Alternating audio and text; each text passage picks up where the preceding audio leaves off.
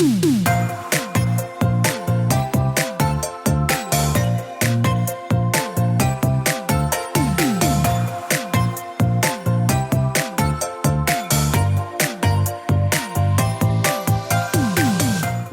to the Plant-Based Podcast. Did you know that plants are truly amazing? Not only can you grow them and eat them, you can also wear them, drink them, nourish your skin with them, and so much more.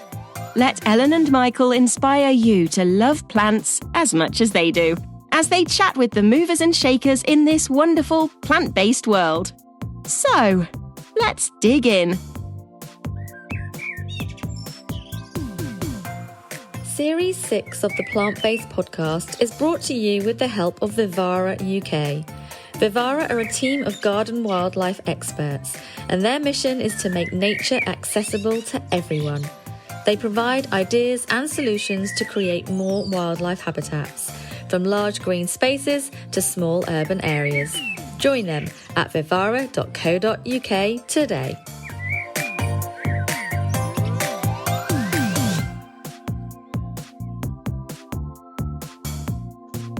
Now, have you ever wondered how film sets, photo shoots and runway shows are styled with flowers? In today's episode, we are chatting with Gillian from the Flower Laboratory, a team of designers, florists and plant specialists who work closely with nature to bring you some of the most incredible art and design using flowers, many of which are inspired by the physical and metaphysical world. I can't wait to delve into this. Absolutely so excited to have you on the podcast. Welcome, Gillian. Hi. Thank you for having me on. First of all, it's a real privilege to be on here. We were so excited when you got in touch. So yeah, thanks for having me. So the Flower Laboratory, well, we founded it in 2016, and it's a collective really made up of like artists and writers and poets and plants people and garden designers and set designers. And there's two sides to the Flower Laboratory, and they run in parallel with each other. So one side is we create botanical worlds for film and fashion and advertising. And the other side is based more in philosophy and art and the environment. And that side of it is more expansive, really. It deals with sort of concepts and that's a side where we can sort of advocate for bigger issues like mental health and environment and climate change, things like that. So that just gives us a platform where we can discuss those issues away from the more sort of set design. Okay, super. It sounds like there's so much to unpack here, Gillian. I'm really excited that you're on the call here with us tonight. So thank you for telling us a little bit of a history of Flower Laboratory, what that's up to. And we are going to look at those different strands in turn. First of all, because we're all so fame hungry, tell us about the sets that you work on. So you do build film sets and TV sets. Can you tell us about that little bit of the world first? Yeah, I mean, we do filming and advertising and fashion editorial and fashion campaigns. So there's two different approaches. If we're doing a film, for example, we have a script and a director, and we're sort of visually governed by that, and that gives us the clues to what time period we're in, for example, and what props are needed and what kind of flowers and dressing that we need. Mm-hmm. And if we're doing more like fashion campaigns, we also have a brief, but it's much more sort of imaginative because the storytelling is it's less linear. We don't have a set character and a set storyline. It's more the photographer will come up with an idea, and then all the different creatives will get in touch and we'll brainstorm about where we're going. So that will be teamwork with like makeup artists, hair, styling, and then us for the flowers and set dressing. So it's two different things. And I think the main thing is, I would say probably from the filming background, the camera's moving. So you need a lot more of it, but the camera's moving, so you don't need it in detail as much as if you're on a still image, because in a still image, you've got to captivate the person and you're holding their attention and they can see every single part of that image. So then that's when like the floral art has to be really at high level, because you can't fudge it. There's no movement there. I love the fact you just said you can't fudge it. Michael and I, we fudge loads of stuff. We do loads of real life Photoshop. I mean, I used to work for a mail order plant company. I know how to build up the picture, with parts of plants and everything.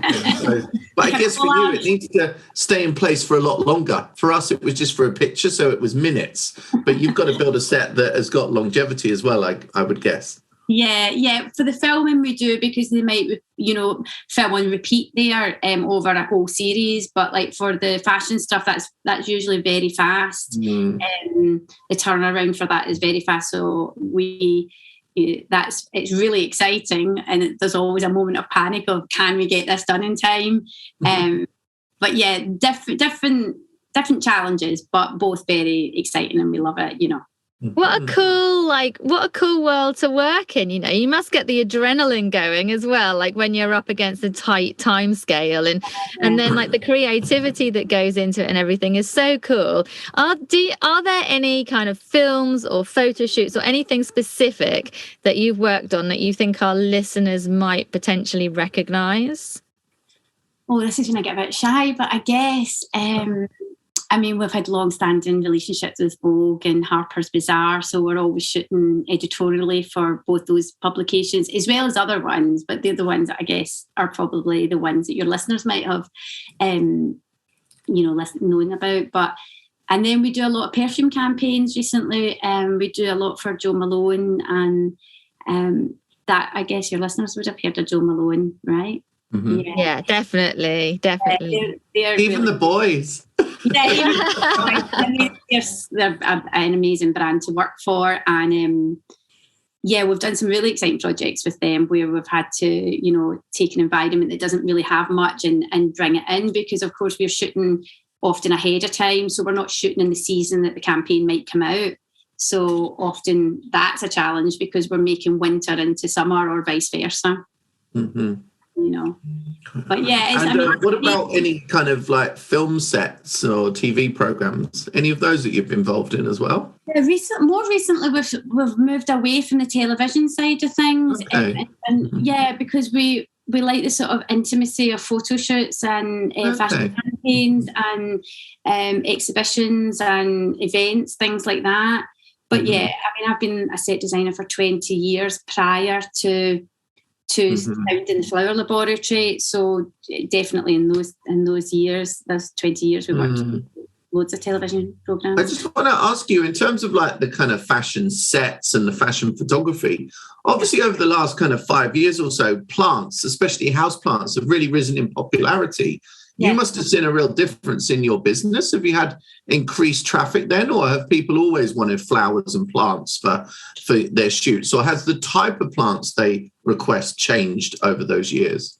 You know what? To be honest with you, I'm going to be very transparent here. Having done fashion set design for like 20 years and in TV, one of the reasons I loved setting up the Flower Laboratory was because it was focusing on plants and flowers. And that was an area that, 5 years ago, we didn't talk about that much, And so it was really creative, because it would be left down to me and the team to choose what flowers and what plants to come in.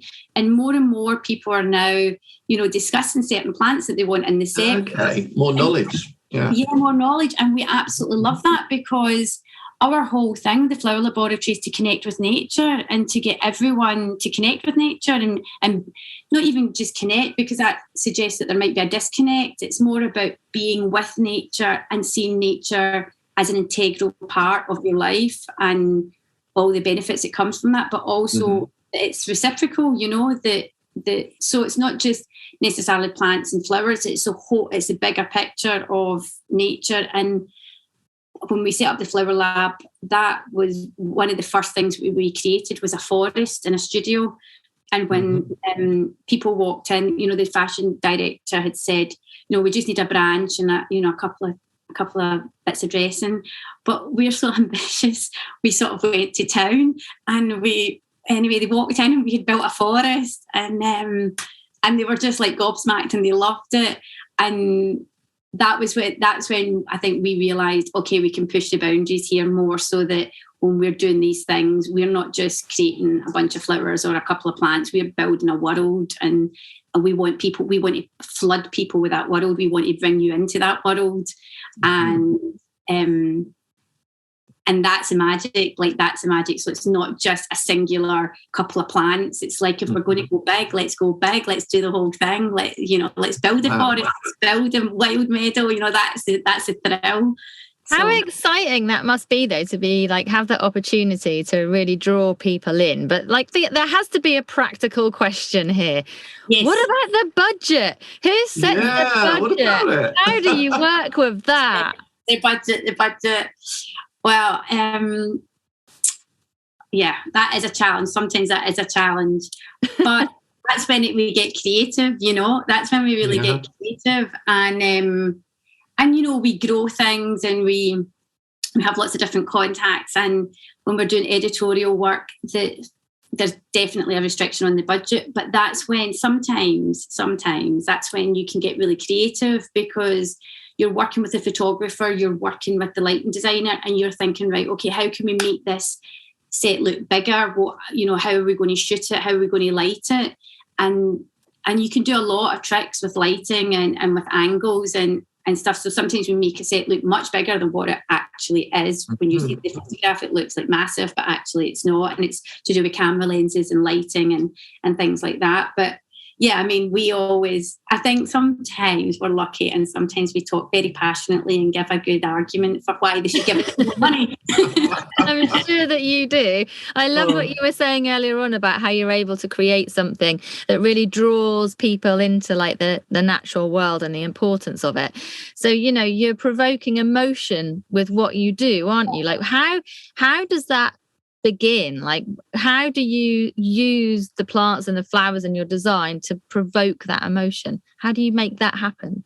Well, Ellen, to be honest, it starts really at a conceptual level. One of the things that the Flower Laboratory is really rooted in is philosophy, and we take sort of reference and influence from Socrates and Plato and Ralph Waldo Emerson and Thoreau, who were advocating about nature and the importance of nature in our lives. So really, to evoke that emotion, that's where it starts from. What are we trying to evoke here? What is it we want to say conceptually?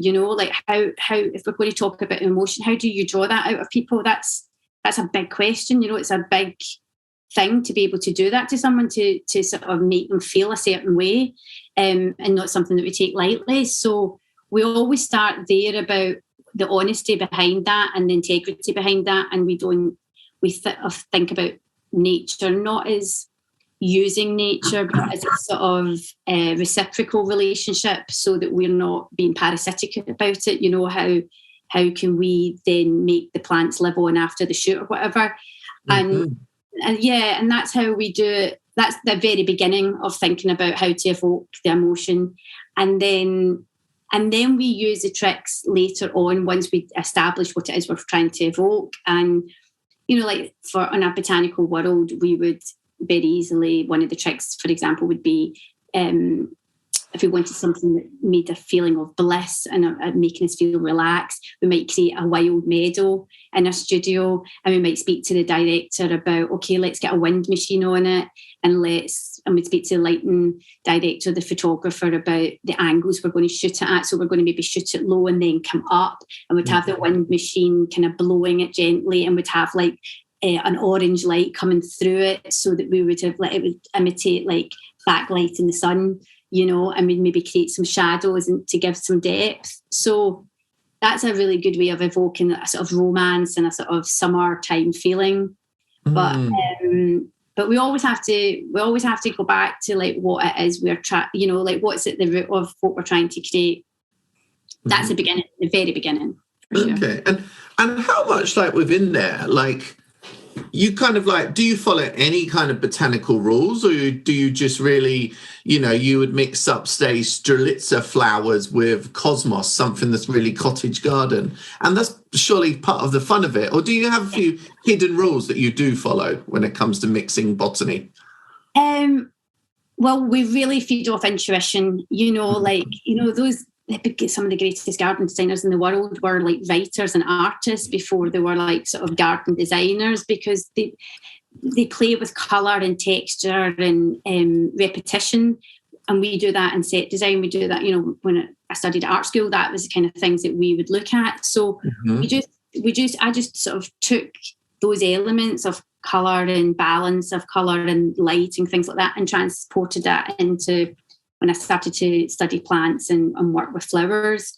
And I think when you go to flower markets and you're going to nurseries and stuff, you see things in mass often, you see things in volume, and you might walk in and see like a whole field of like, I don't know, like delphiniums, and you think, bang, that's a great idea. Let's have just this massive bit of blue, which, Dior did, and it was like, beautiful, like stunning. I think so that there's no rules. I really get guided by what excites us, and that excites other people. Do you know what I mean? But I think that comes from like years of training your eye and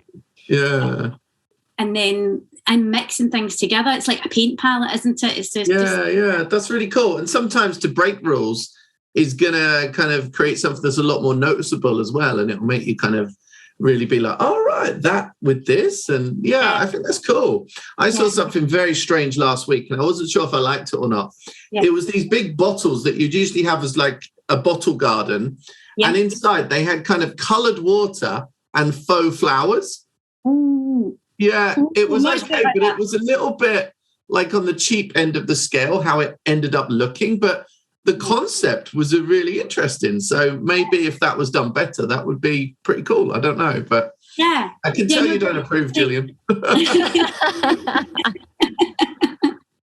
I think there's a danger that sometimes that you can mix too many elements, and you've always got to does this look good? Like, primarily, does it look good? And it might be that the fake flowers or the coloured water would be good if it was just a shade lighter, if it wasn't so garish or if it wasn't so bright. I mean, I don't know if it was bright or garish, but sometimes I think that's where it's just the subtleties, like learning the subtleties of and standing back and looking at it and thinking, does this enough?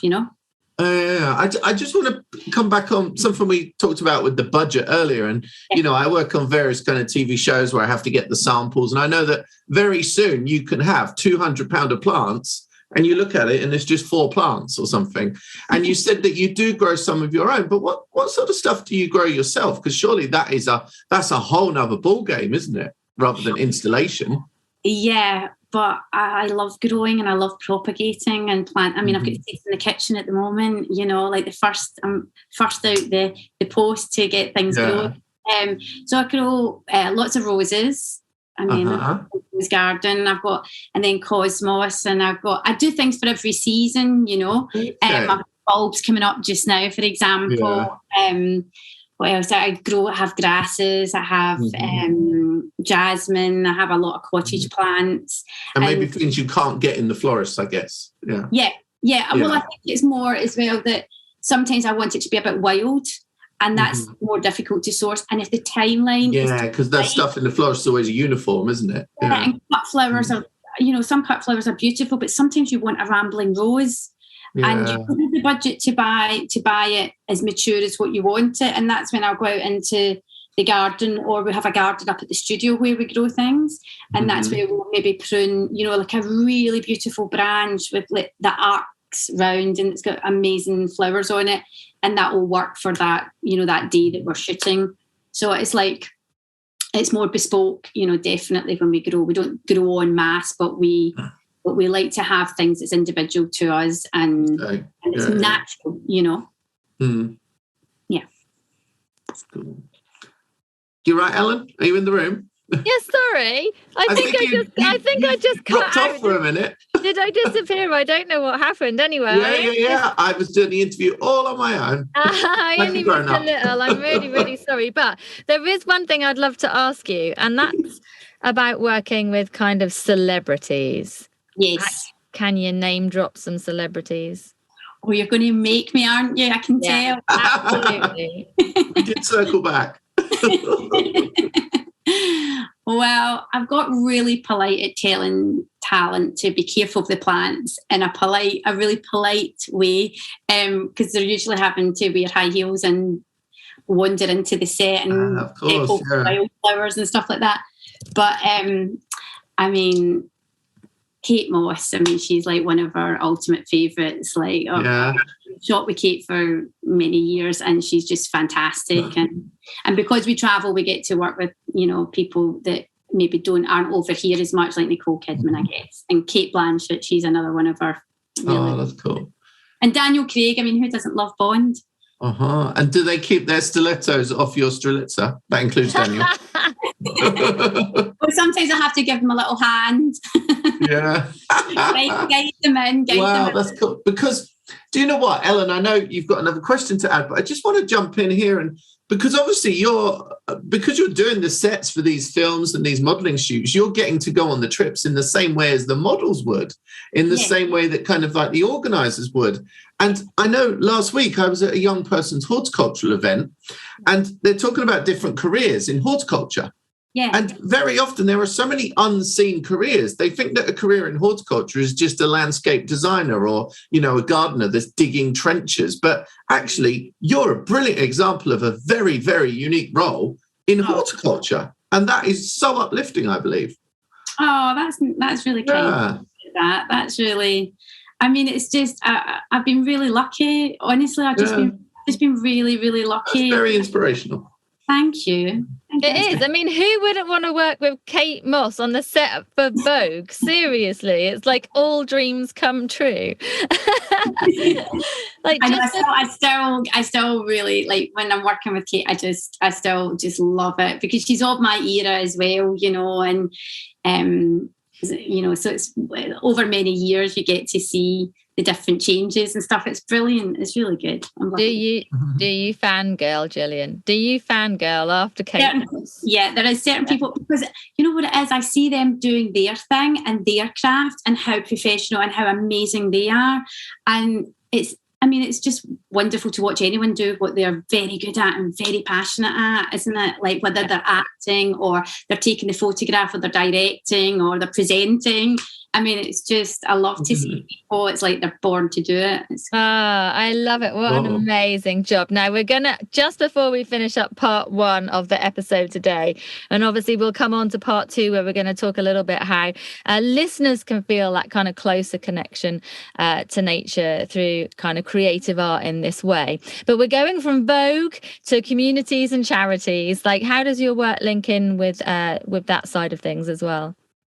Well, I guess in lots of different ways, like both directly and indirectly. For example, like with one of the Joe Malone campaigns, where we were turning up into an environment that didn't really have much, and we had to bring in all these plants, and we even had to bring in weeds to make it look very natural. And and afterwards, there was too many of the plants for us to care for them, so the client kindly said you can have them, and we took them and made a public installation in a forest for the local community, and that was there for about a week. And then we got in touch with Grounded Ecotherapy, which is set up by Paul Polford, and he helps people get back on their feet, that have maybe had hard times and have suffered from addictions and mental health problems, and some even have been sleeping on the streets and stuff. And Paul has this wonderful social enterprise where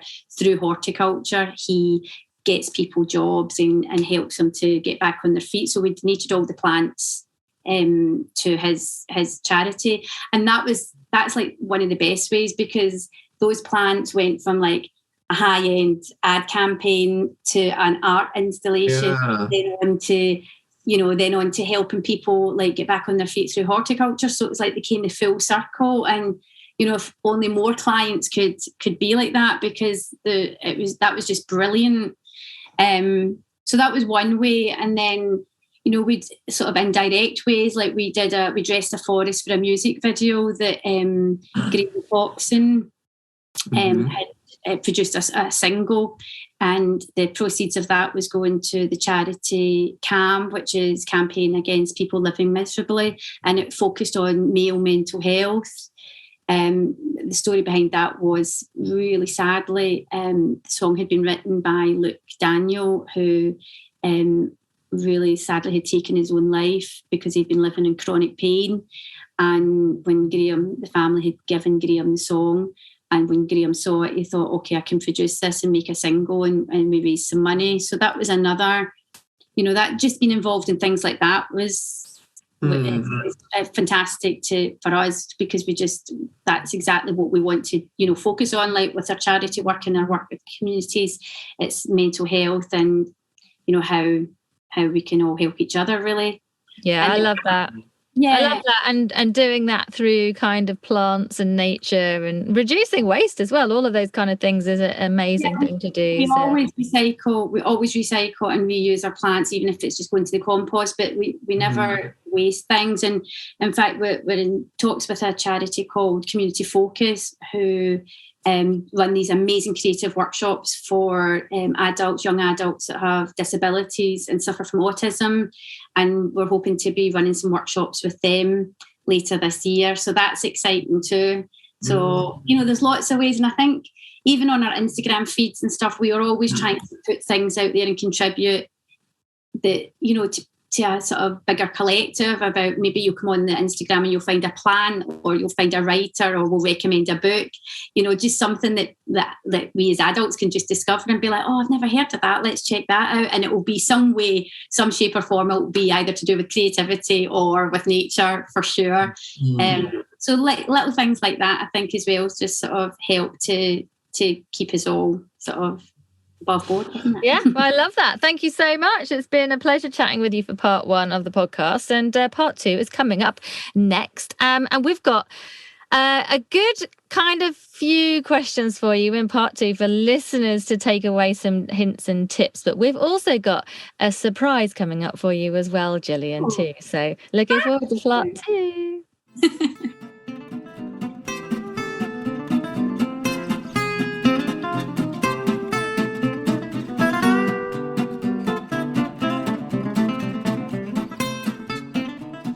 Hi, it's Lorna, your garden gadget guru for the plant-based podcast.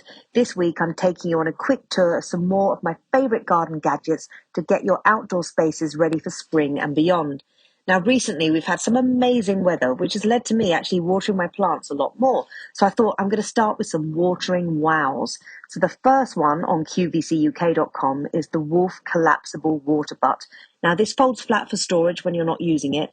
Then you open it up and it's going to hold up to 250 litres of rainwater, which is just so handy for watering your plants. Another great way to water your plants is the S-Fix set of 4 twist pots. Now, these are 4 large pots. They each hold about 20 litres of compost and 4 saucers. And what you do, first of all, you can have the pot sit flat in the saucers. You can add water to the saucer, and then it will water your plants from the roots up, which is the best way to water your plants because they actually take what they need. But then you can cleverly twist the pots onto a raised part inside the saucer, which will lift them up, which will then ensure you can aerate your roots, avoiding root rot, which is such a bane to many gardeners' lives. And also it's going to help prevent a natural barrier for slugs and snails because they can't get over the water part in the saucer. So if you check out the S-Fix twist pots, they really are incredible. Now, moving on from watering to digging out weeds, planting bulbs, planting seeds, and getting ready for spring, for me, the Grumpy Gardener Bigger Digger Dig-a-ma-thing XL is just so handy and great value. So again, on qvcuk.com, it looks like a giant ice cream scoop, but what it is a way of replacing about 6 garden tools: your trowel, your spade, your bulb planter, your cultivator, your mini rake. So many jobs with this, and it's such a big, deep spade design. You can scoop a lot of soil at once, so it makes things really easy, and the pointed sharp tip will just ping out weeds. It's even got a measuring gauge on there to see how deep you want to plant your bulbs. Really clever tool, and it saves you carting loads of different tools around your garden or your balcony, so check out the Bigger Digger. And then finally, something for me is one of my all-time favourite purchases from QVC. It's the Bell & Howell Bionic Spotlight. Now, this is a solar security light that works on motion sensor, but if you check it out, it looks like a security camera, and then it has a solar panel on top. In the day, it takes in the sun's rays, so there's no wiring, no batteries, nothing. And it's even got a stake, 45 centimeter stake. So if you don't want to drill it onto the wall, which you can if you want, like me, you can put it onto the stake into a pot and then just plant it in and it's done. So at night, it will have a little red light that starts blinking on, all powered by the sun, so it looks like it's recording things.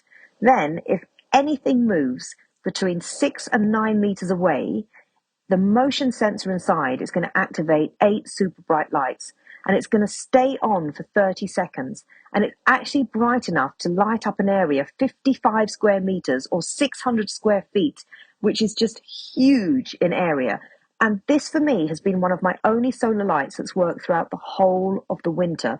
And there's, I think, 3 5-star reviews on it now. And one of them says it's one of the only lights that works all winter long. So if you're looking for a motion sensor security light, but you don't want to pay to have one wired in, you don't have maybe a socket outside, you don't want to get batteries, this is powered by the sun. And as I say, one of my all-time favorite purchases, because the nights are still drawing in. It's about 8 o'clock now while I'm recording this in the evening, and it's getting dark. My solar security light from Bell & Howell, literally one of my favorite products ever, because it lights up my garden when my dog goes out at night so I can see what she's doing. So I hope you find these useful. I hope you're really enjoying the beginning of spring, and now we've sprung forward into daylight savings. And I hope you have a great week ahead, and I'll be with you soon. Bye.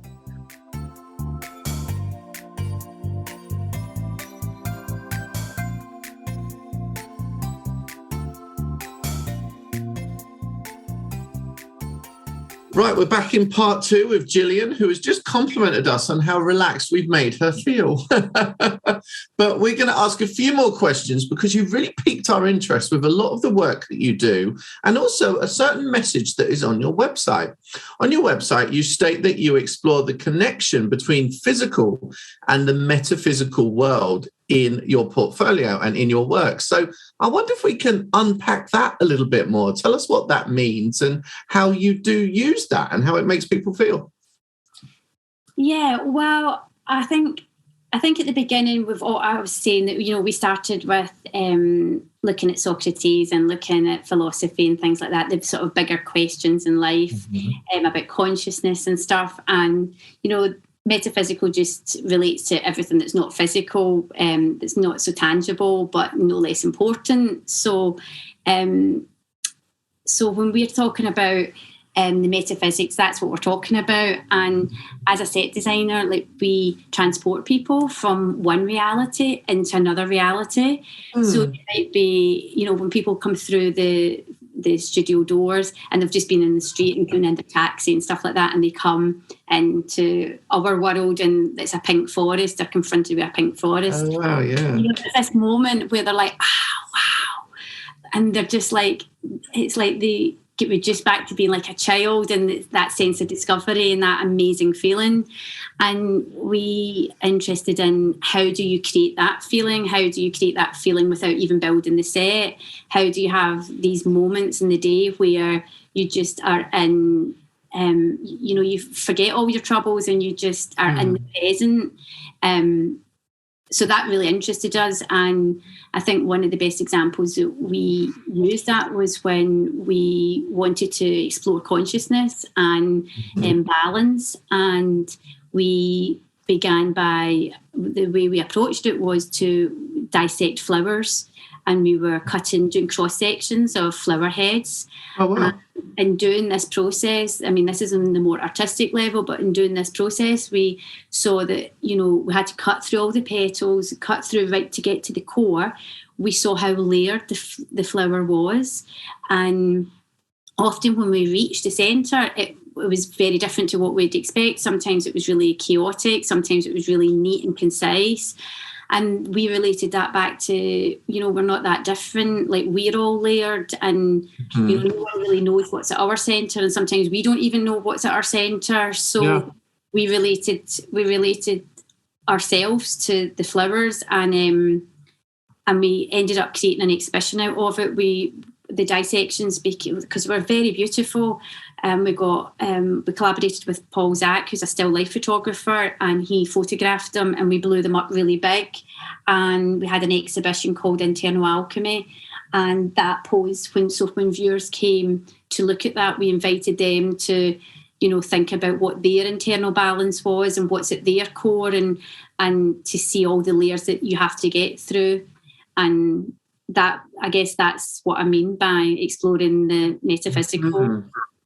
Yeah, it's so interesting. Like, it's so in depth, isn't it? We don't realize how deep our connection is really to the natural world, and just by looking at a flower, what that provokes inside you. And what you're doing is creating that, in a set or a photo shoot or for a film or whatever it might be. And that's kind of transporting the person into that kind of different world. And it's so exciting and so incredible. It's so amazingly creative and artistic that before we go on and get some kind of tips for listeners, I really want to know how it all began for you. Like, how did you get into this? What did you do to make this career happen? Well, I mean, initially I went to art school, and I started in set design and did 20 years of that. But I think that for the flower laboratory, I was always interested in nature, and my dad's a scientist and my mother was she's a teacher, and that's how the flower laboratory, the name, came about, because my mum was always into flowers and my dad was a scientist, and that was the laboratory. But over the years, like I'm sure a lot of people, I've had people in my life that suffered from mental health issues and depression. And one of the things that always seemed to help was being in nature. I come from a background where, we're not always going to sit around and talk about our feelings or go to therapy or do these things, which is fantastic if you can do it. But there's a lot of people that's very alien for them, and it's a very frightening thing. And I sort of observed people in my life who, they would get a lot from going for a walk by the sea or in nature. And I thought, this is interesting. This is something maybe that needs to be explored a bit more and in a bit more depth, and sort of explored sensitively. So when I thought about the flower laboratory, I was always interested in writing and philosophy and all these different things, and have worked with amazingly creative people over the years, so I had these, connections. And I saw people used to say to me at the beginning, but what is the flower laboratory? And I would say, I just can see it as a bridge. And they would go, what do you mean it's a bridge? And I go, well, I just want to create a bridge that can hold people, and if you're having a bad day, you can come onto that bridge and you feel held, and you just can have a little rest and a little pause, and maybe, just maybe on that bridge, you'll discover a writer, or you'll have a conversation with someone, or you'll discover a plant or a seed, or, a tool that can help you, and you can, rest, and then you can, you're always going to decide what direction you want to take in life. But it was that idea that sometimes I think people need a little pause and just to rest, and that I wanted to sort of, metaphorically give this bridge. And then once I had sort of worked that out, then it became clear that it was about, nature and promoting nature and promoting creativity, because I think you go into that space when you're being creative, and it doesn't have to be, you don't have to be like this amazingly outwardly creative person. It could be like that you do your needlework, or you do a painting, or you grow a plant in your windowsill, but because these are all creative things. And maybe when we get to be adults, we forget about what it's like to, just do a colouring or paint a painting, and you get so much from it. So I think that was how it all began. That's such a nice description. Thank you so much for that. I think that kind of helps listeners to find how they can get a better connection between nature through flowers as well. But I think what I want to ask is how can listeners get started in the type of work that you're in? Because it's so much more than just being a florist. Do you take on apprentices, or kind of how does that roll for you? Yeah, well, people often want to come and shadow us, and sometimes we do that, but we we really we don't have anyone on that we don't want to pay or whatever. I think there can be exploitation there. So we're very mindful of that sort of an internship that doesn't pay and stuff like that. But I think there's a lot of really good courses out there on set design for sure. And I think that one of the best ways to do it, if you're not going to go to college and study, and you don't have anyone that you can shadow as such, is to create a space. Like literally create a space in your house, and it could be, a corner or a mantelpiece, and start playing with that space and seeing what it does. Like get used to, maybe put a candlelight on it and see what that does in comparison to, if you put a table lamp on and put a bunch of flowers, and then see what happens if you drape a plant rather than have a bunch of cut flowers, and get used to changing the space and create these spaces for yourself and photograph them. And then you create a little mini folio that you then can show people. And then you can, you can put it out there in the world, especially these days, because you can create a platform on Instagram. I guess Instagram is the perfect field for that as well. Yeah, and also, I mean, we do love meeting people, so, you can always reach out. We're always happy to give advice. I've got to just say that this sounds like a job for someone who's patient with a good eye, which I think it's amazing, but I literally wouldn't have the patience for it. Yeah, I just want it all done now. Like, I don't think it's me either, actually. I think Gillian, it's someone before Ellen moves on, I just want to tell you, I did an installation, as it were, in a hotel room once. I was asked to create a jungle suite, and I put it together. And while I was doing it, I was just swearing all day because I was like, oh my God, I was really underskilled for it, but I managed to pull it off. And I made a rug of moss. Are you impressed? Yes. And I sat on it. very good. Very good. Very good. Gillian, what projects have you got coming up next? Like, what's up on the agenda? Well, we have a couple of perfume campaigns coming up, which we're not really allowed to talk about, but I can tell you it's perfume, and that's exciting. But we do have a project that we can talk about, which is a collaboration with a documentary photographer called Ali Tollervey. And we've worked with Ali before in the past, and we're creating a series of limited edition prints, which celebrates little moments of nature and us with nature. So we're really looking forward to doing that, because during lockdown and everything, I think one of the things that we, both Ali and the Flower Lab and everyone else really, I think, really got out there into nature and found new plants and trees and woods and green spaces. And we're interested in taking images of that, because I think, when you're talking about connecting with nature, an amazing way to do it is to take photographs, and it could be of your favourite tree, and keep that tree next to you. Take that photograph and so when you wake up in the morning, you see that tree. When you go to sleep, you see that tree. And like that will take you forward, even in the winter months, when you have that cherry blossom that you can't really remember it. But it's a lovely affirmation to connect with a photograph and keep it beside you and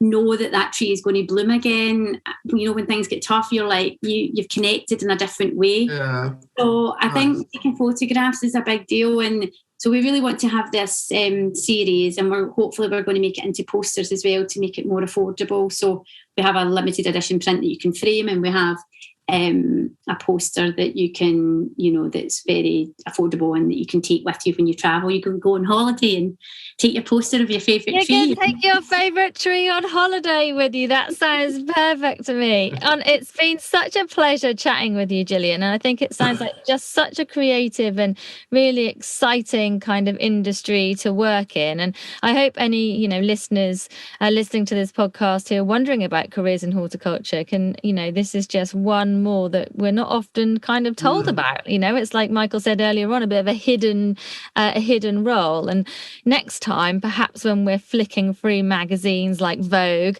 or looking at a film or TV set, we'll keep our eyes peeled for what's going on in the background and what those plants, what the emotion is provoked. So just before we finish up, very quickly, we are going to be going on to something really fun with you, Gillian. So hold fire, don't go anywhere. But just for our listeners, where can they find out more about your work? Where can they find you online and that kind of thing? Yeah, online it's at the Flower Laboratory on Instagram, and on the website it's just theflowerlaboratory.com, and we love hearing from people, so honestly just reach out where anyone can contact us. It's great. Perfect. Thank you so much. It's been a pleasure. I feel marginally more creative than I did this morning. Very creative.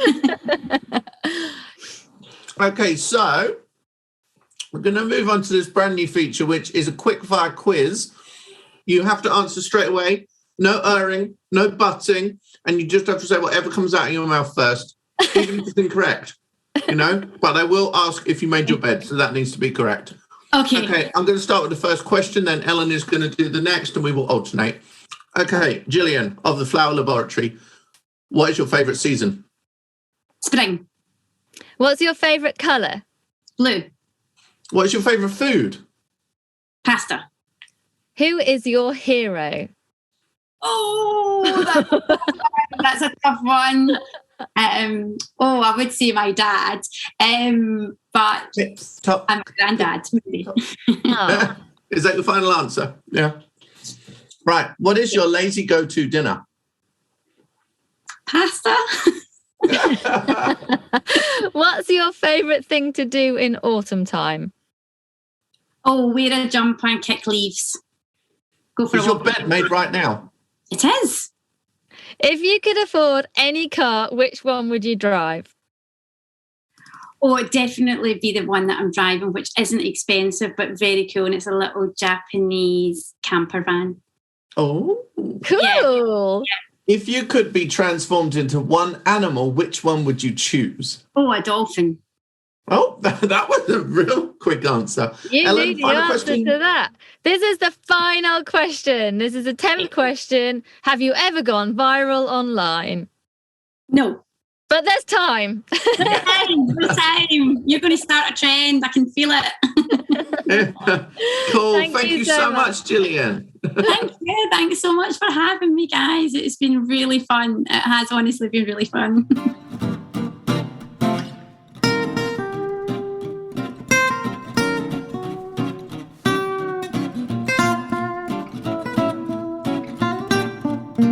Hi, Caroline here from Caroline Horn Suffolk Photography. A big thanks once again to Ellen and Michael for kindly inviting me to chat away on their brilliant podcast once again. It's so good. I love this podcast a lot.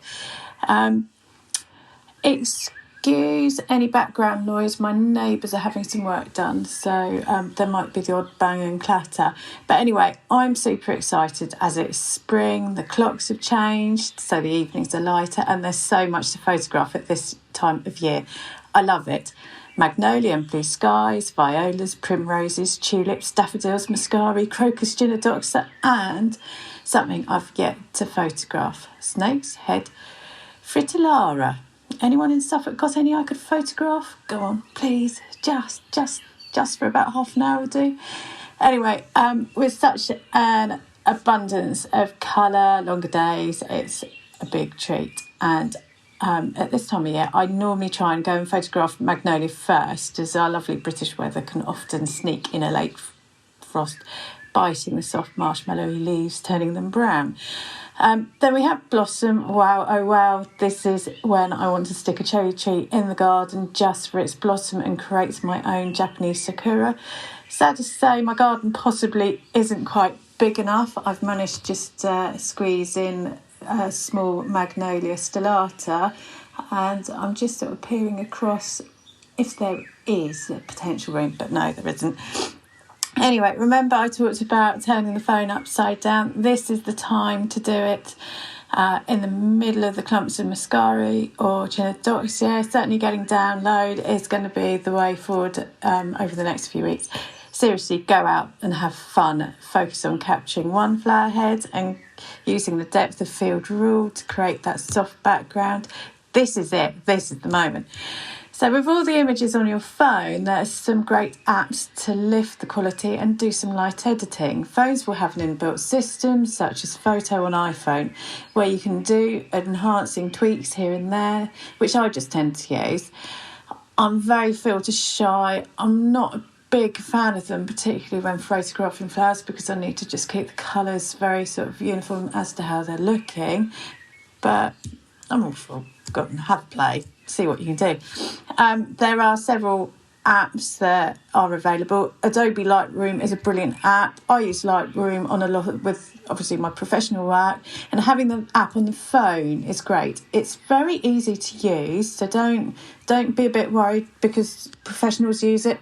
You can use it too. It's there, it's available. You just make some adjustments using the easy slider bars where you can adjust texture, sharpen, and also reduce noise. Just quickly, noise in a photograph refers to grain, which is a result of photographing when there isn't quite enough light. It sort of gives that sort of sandy, sort of grainy look, but this can actually be reduced in Lightroom, and the app will do it perfectly, just resulting in a cleaner image. One thing to bear in mind is Lightroom will take up a fair bit of room, so just make sure you've got enough storage on your phone for it. Another app I like to use is Photo, especially if you want to create collage images. That's spelled FOTOR. You kind of maybe a fan of Twitter, hashtag 6 on Saturday, which is good fun. 6 flowers, all in a little collage. I like this one as you don't have to pay to remove their branding, unlike some other collage apps. Both apps are free to download. You can pay a subscription to use the more advanced features. I don't. They're just as good, equally as good as each other. On the photo, there's a brilliant little focus section to adjust the depth of field, to create that blurred soft background again with the bokeh. You can actually adapt it to suit the subject matter as well. So if you've got something slightly oval, you can adjust it to that, circular, and then it will do the rest for you. It's so cool. It's really easy. I'm slightly worried that it might actually put me out of my job. There's also, you can play about with the hue, saturation and luminance. This can be adjusted on both apps to enhance certain colours in the images. I try not to go too crazy with saturation as it could look a bit psychedelic. What else have we got? Anyway, remember, not the 5th of November, but to save your photographs. Store them on a cloud and print them. We're all brilliant at clogging our phones up, running out of storage, losing our phones, losing our photographs. Back up and print out. I'm not perfect at this either. I'm kind of a bit more ruthless when it comes to deleting things off my phone, just to make sure that if something's not quite right, I'll just save the other version. Create seasonal files or even name flower files.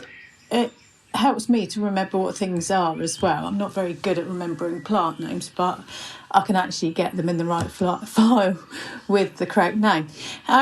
Print them out. Nobody prints anything out these days. I love looking at photograph albums. Make a garden scrapbook of photographs. Don't hide them. There's often a voucher code floating around on the internet to create a photo, but be proud of what you've done. Anyway, well, that's about it. I do enjoy a spot of gardening and photographing the plants that I've grown. I'm often in a garden centre having a look at what I can photograph there. I kind of plant things that I like and also those that I actually want to photograph as well. It gives me a great sort of moment away from my desk and my screen. I just love it, even down to roasting vegetables on the compost heap. Yeah, I have been known to stick my head and my camera in the compost, bits of onion, and just seeing things, how they change, their forms change. That gentle buzz is my fridge. It's probably telling me to wrap this up. I really enjoy it. Have a great time with it. Love being outside, love photographing it, and hoping to do some more. So anyway, thanks once again for listening and enjoy this glorious time of year. Goodbye. Series 6 of the Plant-Based Podcast was brought to you with the help of Vivara UK. Vivara are a team of garden wildlife experts, and their mission is to make nature accessible to absolutely everyone. They provide plenty of ideas and solutions which can help you to create more wildlife habitats, and that's in large green spaces or even small urban areas. Why not go and join them at vivara.co.uk?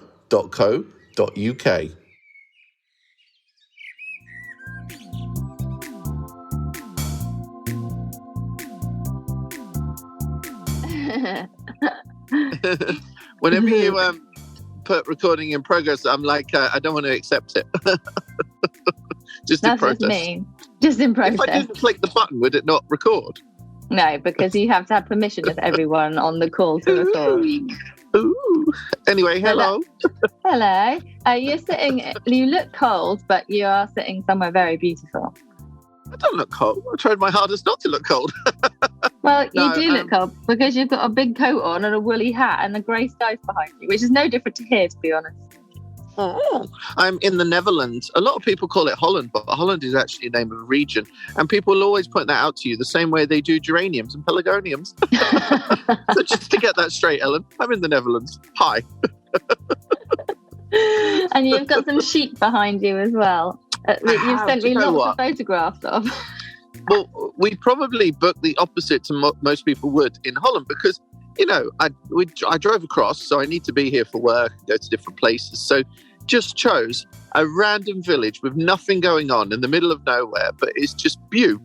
And this is like someone's almost like kind of outhouse at the bottom of their garden. And of course, there's water in so many places. And oh my God, the water makes me feel so nice, Ellen. It's just everywhere. Yeah. But I think if I lived here, I'd accidentally walk into it sometimes. I'm sure of it. Or drive into it. That honestly wouldn't surprise me if you did do that, because you never know where it is. It's always hidden. And on the map, it's not always on the map. So like sometimes you assume you'll be able to drive somewhere or walk somewhere, but then suddenly there's water in the way. It's like, get out of it. But it's such a nice feeling just to be around water. It calms. I don't know if it actually, does it soak up some of the noise in the atmosphere? Do you know what I mean? Yeah, Does that sound weird? It depends on if it's noisy water or not, I guess. It's like if you have, of course, like in Japanese gardens design, there's always water as like for peace. And in spirituality, water is used quite a lot. And, when I'm in Charlotte, in the city, I crave the coastline. Like I crave it. And some weekends I will say to where, let's just go to the sea. And he's like, that's 3.5 hours away. And I'm like, okay, I'll get up early and I will drive there. I just need the water, you know. I don't know, there is something early, good about it. Yeah. Yeah, right. I'm not an early bird, that's for sure. Oh my God, but it's just so calm. And it's like just this cute little village. And it's just, and I'm still like, working and doing this and that, but just a bit more at my own pace, and I can pop off for meetings. And like when you're in the UK, you just keep getting pulled around for stuff, and it's hard to say no. Like not because you don't want to like miss out and someone else gets a job, but because it's all interesting and cool and fun. And I love what I do. I'm allowed to be a little bit wet for a moment, Ellen Mary. Where are the lambs? Yes. Oh, I think the lambs are in their house. You can see the big old fat sheep there. They're not as exciting. But yesterday I've been sending you videos of the lambs and they're like jumping along, and there's a little black one as well. And yesterday, biggest drama of all, there was some firemen here on this is like a little island in the middle. And there was 8 firemen because a cow had fallen into this water. No. Oh my gosh. Page later in the day in the village. Yeah. But can you imagine that? And they said because it had only just been moved to the field, so it's not used to kind of like, it obviously, I think when they grow up by the water, they aren't so silly and don't walk into it. But yeah, the cow obviously walked into the water thinking it was Jesus. Thinking it was Jesus. So basically the cow done what you said you would do sometimes if you were there, just walk into the water accidentally. But it's just you, Ellen. But how are you? You're back in U of K, right? The U of K, yeah, it's lovely. I got back home. There's just so much like to do when you leave a house for such a long time. It's like an inch of dust, even though my parents come in and do a little bit of cleaning. And pardon? You clean yourself because you don't seem the sort of person that should be allowed to clean themselves. What do you mean? I'm not the sort of person that should be allowed to clean. What does that mean? I'm not sure. Yeah, I have had a good clean. Cleaning. I don't enjoy it, and I get really grumpy when I'm doing it. So I have to put on like music or something. So I'm kind of dancing at the same time or something because it's just boring. And then I'll get distracted and do some work and then pick the music up again. And it's boring. But yes, I've cleaned. And then there's house plants to, mess around with, and some have to go out because there's no way that they're going to survive. And then others that need to be potting. I've had a declutter. And then sometimes also when you come back after a while, you sort of look around and just think, oh, there's like a lot of stuff. I've got a lot of stuff. So I'm going to have a bit of a clear out. So yeah, I'm back with my UK plants. So look at this orchid that's in flower. Can you see this one here? Dendrobium? Yeah. Oh, yeah. Wow. Isn't it beautiful? Such nice colours. And it just keeps going. Pardon? Is it new or old, you mean? No. It's old. This is the second time. Yeah. Yeah. And the most I've ever had an orchid to flower is 3 times now. So. Well, I don't know much about orchids, but with that, like, the new flowers are coming from the same stem or a new stem? No, new stem. All right. Okay, so it must be really happy. And so the old stems are just, you've got rid of them now? Yeah. So I let them die back a bit and then I just trim it off. Yeah. So yeah, it's lovely to be back. However... Let's talk about wildlife for a moment. My back garden is just patio, so it's all pots, and it's nothing amazing. Pardon? You got a nice hedge there still, no? There's a huge big bay tree and then a row of photinias, which are all gone crazy and need to be pruned back, which I was going to do, but it's like freezing cold outside, so that's going to have to wait. But I've got all these pots and they had all kind of autumn winter plants in. So I was tidying them up and I found loads of vine weevil grubs in the soil in my pot. So I honestly could cry. That's just horrendous, and it poses me with a major moral dilemma because I don't like to kill any bugs whatsoever. Were they affecting the plants? Pardon? But were they affecting the plants? Could you see that they were damaging or not? No, because they were just the grubs in the soil at this point, and most of the plants were annuals that have kind of done now for the year, which is why I was clearing the pots out ready for spring planting. So I've had to get rid of quite a lot of soil, which I hate doing and didn't need to do. But now, of course, something has to happen because vine weevils are a nightmare. They are a nightmare. The grubs eat the roots and the vine weevils just can destroy a plant overnight, So the nemesis pest. They particularly go for heuchera, right? And I've definitely seen that affected in my pots. But I don't think I've ever lost anything else. But then my pots have a heavy turnaround, don't they, Ellen? So they have heavy turnaround. They do, and maybe that's why. But yeah, I mean, once you've got vine weevils, usually you've got vine weevils, like they're really difficult to get rid of. But so I wasn't very impressed with that. That's all I've got to say about that. No. Oh, well, what if one day they declassify those as pests? Then you have to live with them like you do slugs. I do live with slugs and snails. There's loads of them out here, but I don't know. I've never really had a major issue with them, to be honest. But vine weevils just seem to rip through your plants quicker. I don't know. I think you should plant some sacrificial lettuce for the slugs. I did last year. Give them what they want. Yeah. I did. Like last year, I had like a big self-watering container, and then I just had like marigolds and just bits of annual stuff out there because I'm not here all winter. I have to plant according to sort of when I'm here, so I'm sort of very much annual in the pots. And then I planted some lettuce and a couple of bits and pieces there. Anyway, they went through the lettuce in one night. They completely took off the top of the marigolds the next night, and basically the pot was empty after like 2 nights. So that didn't work. I'm just like, I don't think, I've got some hostas in my garden. I've never really had a problem on those, but I find that they just like last year and years gone by, they've just eaten my seedlings of like flowers. And even one year they ate petunias, and I was thinking petunias are a bit hairy, the leaves. They'll leave them alone, but no. So anyway, oh my God. They were hungry, clearly. Yeah.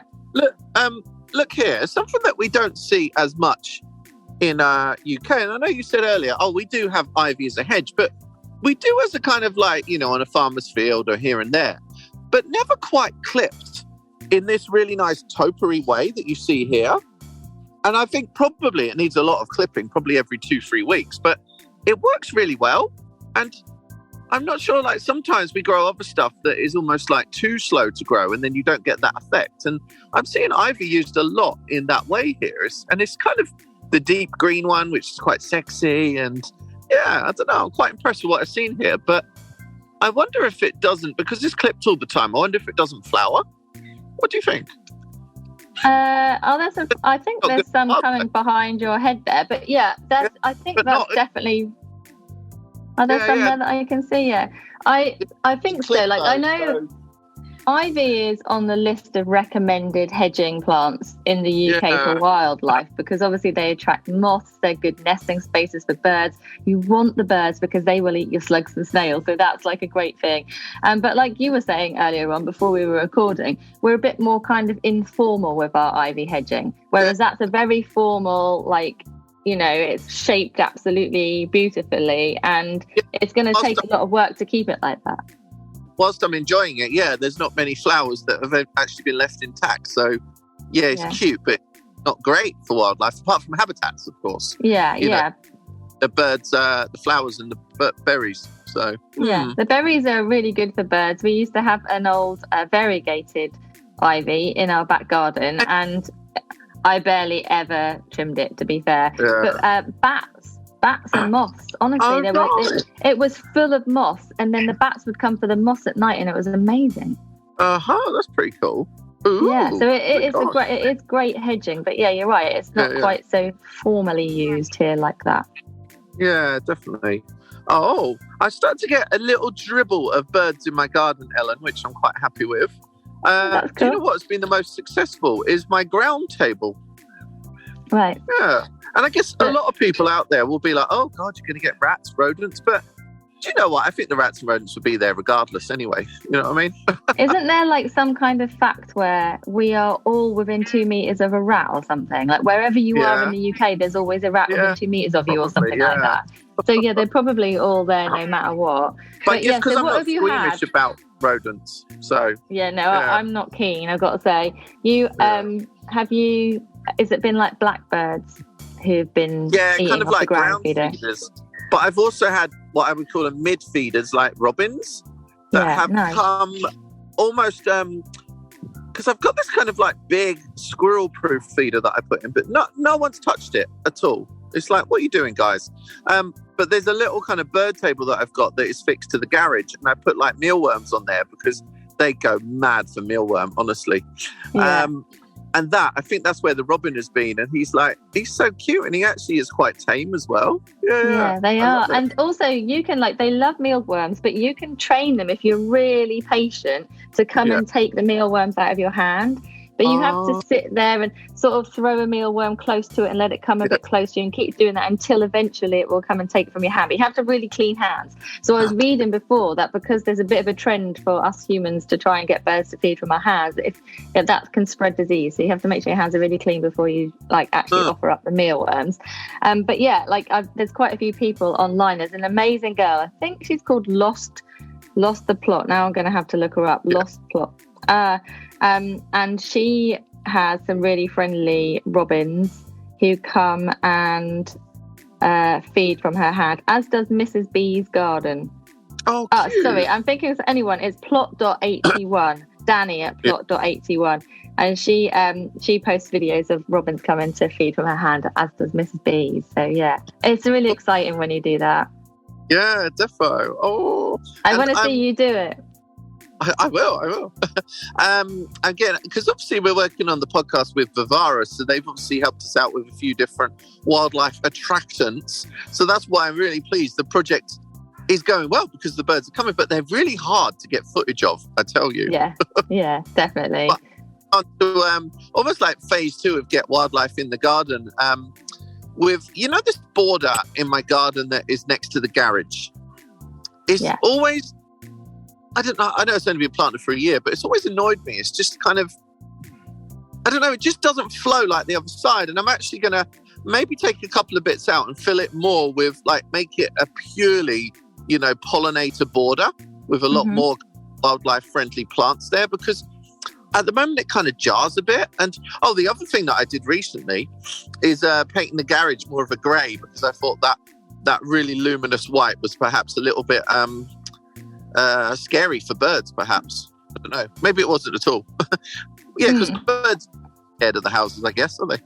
No, I shouldn't think so. I mean, I don't know. I'm not an expert, but I shouldn't think that the white garage would have made any difference. Like, I've got a white shed out the back here and they're not bothered. And I have a purple shed on the allotment, and that definitely doesn't scare the birds off. But another thing I did do when I got back, when I was clearing out the pots, was put a couple of feeders up from Vivara as well. So I had a drinks hanger and a dinner hanger. Or I think it's called diner and drinks. And so one has like little holes in the bottom, so you put the seed and any moisture that gets in can seep through. And then the other one is like a dish, so you just put the water in it. And then I've got a heart-shaped seed feeder, which I put down the allotment, and a hedgehog home. And I've got a hedgehog home down the allotment, but that's never been used. But I have seen hedgehogs out the front of our house before. So I'm putting the hedgehog home out the front in the little tiny front garden, and see if a hedgehog comes. That is exciting to me. I'd be so excited to see a hedgehog in there. You've seen at the front, or your neighbours have? At the front, road? Yeah, on the road. So out the front, and at night time, like when you come into the entrance to our road, which is a dead end, it's really tight, isn't it? There's not like a lot of space. You're going to get one car down it. And then you see little hedgehogs at the side of the road walking up and down, like right up against at night time, right up against the wall at night time. And there's a couple of gardens down there, and I think that they kind of inhabit those gardens. So I want one to come to mine, which is a bit further up, so I'm going to put it out the front. Oh my God, you need to hijack it with a hand of worms. Come on. My garden's way better. Come with me. Yeah. Oh, yeah, you need to add a leaflet drop. Pardon? You need to do a leaflet drop. Like with your hedgehog Airbnb. I'll feed it and give it water and everything, but I want them to come up here. So yeah, anyway. Do you know, Ella Mary, it won't be long till Malvern. Oh my gosh, I know, not long at all. So what's today? It's about 4 or 5 weeks, I guess. 4 or 5 weeks away. Yeah, that's crazy. I was saying to my partner last night, I feel like my years always go so quickly because my diary is always so full. And I wonder, I was someone that had more of a kind of drifting life. Would I feel like it went slower and I savoured it more? Do you know what I mean? Even though I love organising stuff, but sometimes, you'll be like, this time seems to move so quickly because you're accounted for a lot of that time, which is kind of weird sometimes. It does, but also over the past 2 years, obviously there's been a lot less going on. But everybody has just said how fast 2 years have gone, and none of us have been doing as much as we were. So why is that? I don't know. Or is it just as you get older, time goes faster? Yeah, I guess because there wasn't any kind of punctuation to that time, maybe? I don't know. I mean? Like dead time almost. There was almost I don't know, but it did go fast. Yeah. I don't know. Would you ever go back to any of that? Because sometimes having that slower kind of pace was kind of nice sometimes. Yeah, there was moments when I looked through my diary just before I came back to the UK, and I was like, wow, that's a lot. I've got a lot on. And I did for a moment just think how nice it would be if everyone was just at home, even just for a week. If it was just like, right, everyone, you just have to stay home for a week. How nice would that be? I know, honestly. Ellen, my crow's feet are really pronounced, look. Oh, well, this is just How do I aging. get rid of them? Eye cream. Pull my face down. Yeah. You can use eye cream, but also, have you seen the gua sha facial massage?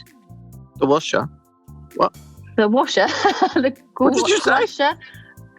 Oh, you mean the Chinese pieces of jade?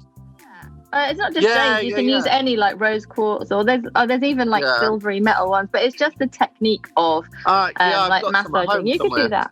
Yeah. True, actually. I mean, to be fair, I can see my face in this camera, and I'm thinking, I'm definitely starting to look in my 40s now.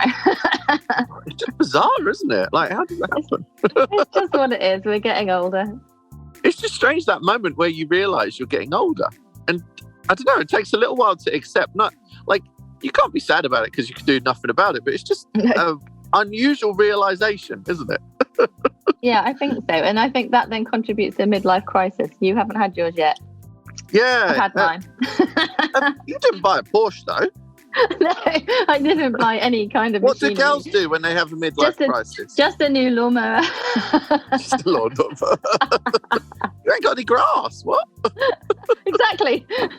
Oh, okay. I do. I have grass at the allotment. I have grass at the allotment, and I have Do they not cut it for you? No, not when it's on your patch. To be quite honest, shall I tell you something? Yeah. I have got a lawnmower, and I've never even put it together. I don't even know how it works. I don't even know how to attach the attachment to it. It's just sitting there, and I've had it for about 2 years. Well, I leave a lot of it for wildlife, obviously, and then the bit that I want to trim down, because I walk and stand on or do like the edges of the borders, I use a strimmer. Okay, yeah.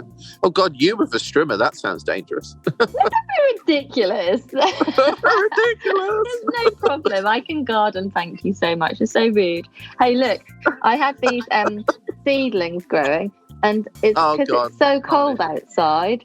Yeah. And there's a draft coming through that window because they're only single glazed, and I've had to like cover them over with some plastic covering, and even because I was trying to improvise, I found these clear ice bags, and I covered them over with ice bags just to try and keep a little bit of warmth in so that they germinate. Oh, bless you. It snowed in some places, right? I saw. Yeah, like up north. Up north, it's really snowed heavy. So yeah, I mean we haven't got it that bad, obviously, but yeah. Oh my Lord, Melon. Indeed. So anyway, before we sign off for today, what are you doing today? Like, what's the rest of your day look like? Today I was I got up quite early because it's I don't know, somehow when I'm away it's like easy not to get up. It's harder to get up sometimes, and especially because it's obviously an hour ahead, so when I get up at 7 it really is 6, so you have to adjust a bit. And I was just doing I really took the last couple of days to get on top of loads of admin and stuff, and I was just drowning in kind of calendar reminders and scraps of paper, and I just needed to consolidate it all, so and also work out when I'm having which meetings, because I just kind of arrived and I hadn't arranged anything like for the next 2 weeks. I just was like, I'll let you know when I get there, and now it's this point where I now then need to arrange all that stuff. So but oh my God, Ellen Mary, I went to the most amazing garden centre the other day, Intratown, and it's like a big kind of chain across Europe, and I used to go to this garden centre in Lissa called Overvecht, and I drove past it and I was like, I wanted to go there and like check out stuff the other day, and it wasn't there. It was demolished, and I was like, what the hell? This is horrible. But this Intratown is then been built behind it, like just behind, and it's like bigger than better than this Overvecht really ever was, which is just incredible. Oh my God, Ella Mary. But the range of stuff was just broader. The plants seemed more exciting, like, it makes what we have look so dull sometimes. And also like the furniture was just a bit more nicely designed, a bit more contemporary. Like there were these lovely kind of bucket kind of seats that looked like they're probably made of recycled materials as well, and kind of, I don't know, they just do style in such a different way. And the cushion section was insane. There's a whole wall of cushion choices, like probably 100 different choices for cushions. Oh look, the fat sheep are moving. Everybody likes a nice cushion. I went to Knockcuts. I went to Knockcuts yesterday, and I've got to say, talking about furniture, they had a really awesome outdoor dining set with like these colourful. Cool. They were like bucket chairs that I'd never seen before. And if I had actually had some space, I would have been saving my pennies because it's really very cool. But yeah, I know like Holland is just, I don't know, they love gardening, don't they? And they love doing things a little bit different and experimenting, perhaps more than we do in the UK. Well, I don't know. I think they're just coming at it already with a different style. And I think they've got access to more horticulture. It's obviously closer to where the stuff is sold as well. So even, I was in the florist today here, and they got echium as a cut flower. And I was like, I've never seen this before. And she was like, I haven't either. And it's only just coming to the auction. Of course, the prices like Kalanchoe, Magic Bells, just €10. Because, the auction is only 10 minutes down the road. So it kind of, it makes sense. But it's such a dream. And some of the stuff they have is just, there's like flowering Mandevilla, flowering Brugmansia as well. And I said, is it not too cold for them at the moment? They said, no, they're okay. Which is like, oh my God, that's pretty cool. But I want to fill my car, darling. I bet you do. I bet you're in absolute heaven. I bet you're in heaven. I just don't like the thought that those big fat sheep are out there, but their little lambs on there. Where are they? I think they're just in a little hut. I think they're not allowed to be out in the day so much. Maybe they're getting cold.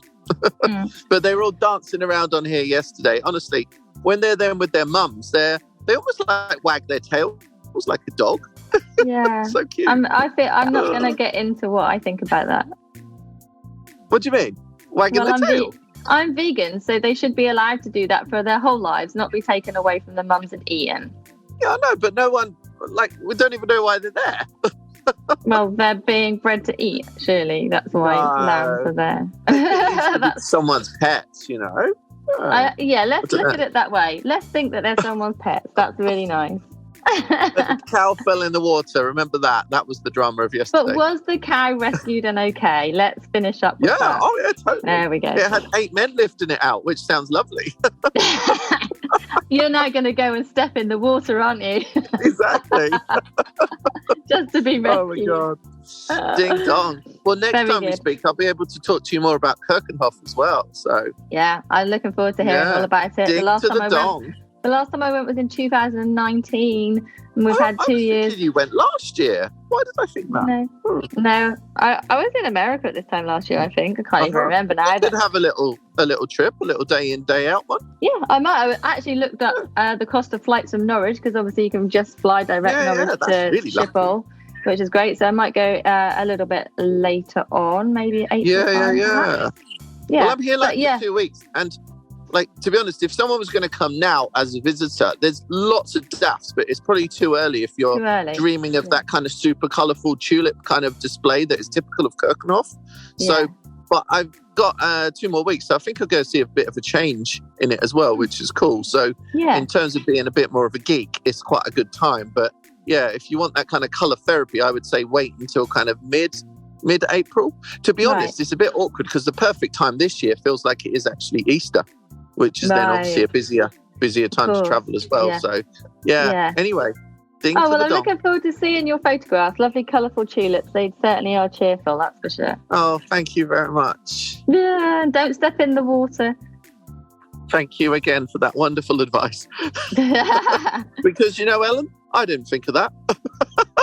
The thing is, you wouldn't think of that, and you would step in the water. So,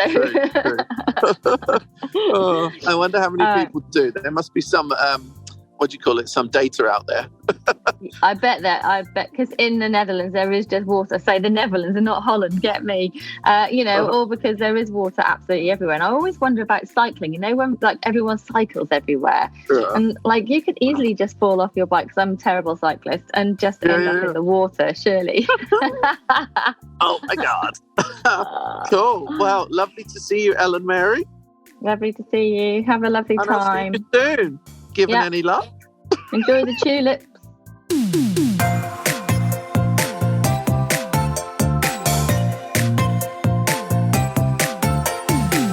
The music for the Plant-Based podcast is part of the song Grow by Mikey James, and our editor is Gareth Patch of Semi Echo.